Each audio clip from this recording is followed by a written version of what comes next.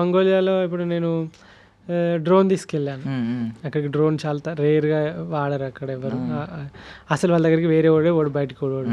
అలాంటి ఒక 800 కిలోమీటర్ల డెజర్ట్ రైల్లో నేను డ్రోన్ తీసుకుపోయి డ్రోన్ ఎగిరేసినప్పుడు వాళ్ళు షాక్ అవుతారు.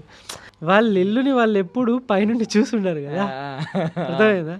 వాళ్ళ ఊరిని వాళ్ళు ఎప్పుడు పైనుండి చూసుంటారు కదా, వాళ్ళకి ఆ డ్రోన్ చూపెట్టి ఇట్లా కెమెరా ఇట్లా చూపెట్టి ఎగురుతూ ఉంటాయి అని ఓ చాలా హ్యాపీగా ఫీల్ అవ్వడం. వాళ్ళందరికీ అది వాళ్ళ మొబైల్ ఏమైనా ఉంటే కూడా వాళ్ళకి అవి ఫుటేజ్ ఇవ్వడము, అవన్నీ చూపెట్టినప్పుడు వాళ్ళు అసలు మనకు తెలియదు అలాంటిది ఒకటి.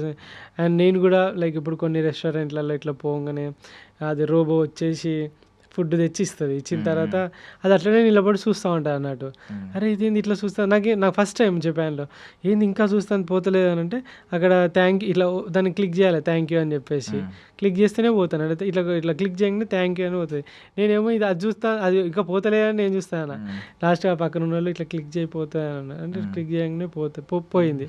సో లైక్ ఇవన్నీ different kind of experiences. Like టెక్నాలజీతో పోల్చుకున్నా లేకుంటే మొత్తం వెనక టెక్నాలజీ లేకుండా ఇండియా ఒక 100 సంవత్సరాల క్రితం ఎట్లుందో మంగోలియా అట్లా ఉండేది అన్నట్టు. కంబోడియా కూడా కొంచెం అంత డెవలప్డ్ కాదు, అది కూడా కొంచెం వెనకాల ఉన్న కంట్రీయే.